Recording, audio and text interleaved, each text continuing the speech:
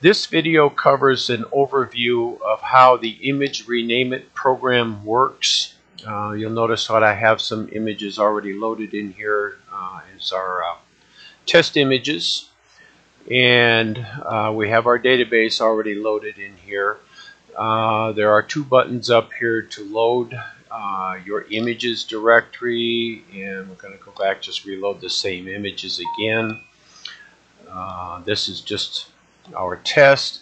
Now over on this side we have the overview, we have body, cooling, frame, hail, mechanical, interior, electric, and so on.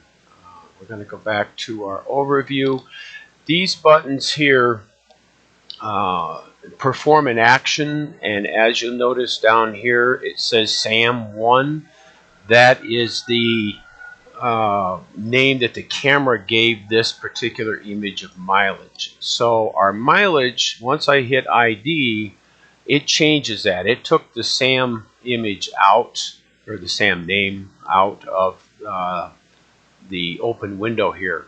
Now it didn't rename anything yet, so there's no action on these buttons on the left side for naming anything. It just replaces the name in this left side over here. And since we have mileage open, so when we press mileage, it does rename the image. So we can go back now. It says ID mileage.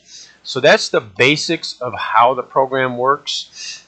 Anytime you put anything in the window here and you press the buttons on the right side, so if we go to our VIN number here, which is somewhere hidden, and we press ID again, you have two options here. You can press this button, it's optional, and it will rename the image. Or if we go back and hit the image again where it says the camera name, you can also come in here and hit VIN number. Now what will happen in that instance is your VIN number, it left SAM in there. So it's kind of optional, but it's probably the best idea is to hit this. And if you make a mistake anywhere along the way, and you go back and you look at your image, oh, I don't want to name it that, I pressed the wrong button or something, you come back, load that image into the window, and press your button here. You see now it says Four Corners, ID, it's going back to ID, and we want to name that ID VIN number. So now when we hit that image, it is renamed as ID VIN number. So that's the basics of how the program operates. Now if we go to the Four Corners here, and we've got the right front corner all, we've selected that, we've selected this. Now it's going to name that, and we come back and look at it. It is Four Corners, right front corner all. Okay, so now if we go to our image folders, oh, we don't want that one, we want this one here. Our ID mileage, it renamed that. We did do 3 images. We did our VIN number, and then we also did the right front corner. So as you can see, this is the source folder. This could be your camera's SD card or any other folder that you have images stored into. Now the next thing that I want to show you here is a destination, and later on this is going to come up to be pretty interesting. So we've got a demo output, and currently that folder is this one here, which is empty. And I'm going to just select a random image here. We're going to go to body. Oh, actually we're going to go to electrical, which is where our fog lights are at. Now down here at the bottom of the screen, we also have designation buttons. Center, if you were taking the picture of the center of something. So the fog light is selected. We've got a designation button here. We're going to just select it right, and it renames fog light to right. And then we want fog lamp damages. So that came up correctly. Now if we go back to our output folder it copied that image over to the output folder, and this will have to do with the appending numbers later on. And we go back to our original, it also named it in the source folder as well as in the output folder. So what the output folders are for, if you have a particular customer, a name, vehicles, you're going to create several folders with, say, their names on them. And then each time you're done with the images in your source folder, you can reselect a new output folder. Instead of having like demo here, which is what I do have, you might have Tom Adams as you know, the owner of the vehicle or whatever, or some other destination folder. And the program will copy all of the images that you click on and rename here over to that destination folder. It's also going to rename them in the source folder as well, whether that be the SD card for your camera or whatever it might be, whatever that folder is. In the file menu above here, we also have new database, so you can create a brand new one from scratch. You can open a database, which currently is our test database we see here. You can close a database. Now, you want to be careful with close because it does delete the database. You can import or export a database. So these will be covered in different videos other than the overview video. The help file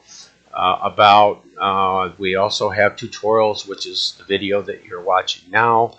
Checking for updates, purchasing the key for the program, and activating it. In other words, putting the key into the program so that it's no longer a demo. That pretty much covers the basic overview, other than a few buttons here. When you select the top main tab up here or button, it does not fill in the names list until you select one over here. Now on this one, on the left hand side, you'll see it has bulk add, delete, and rename. If you delete this button, it will delete everything in the right column along with it.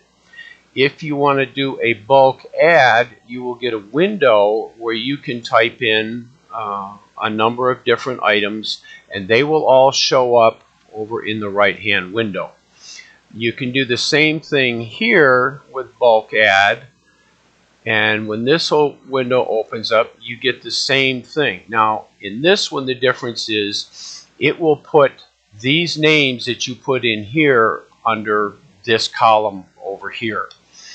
So you got to be careful which one you're actually working with. So like, you know, you got frame, unibody, body. Now body is going to be pretty much your main set of database names. So you're going to click on any one of these to fill in the right hand side. And as you get proficient with this, and it won't take too long, the program will kind of grow on you pretty quick. Let's say we've got fender. Now we've got just fender damages, and we're going to select this one.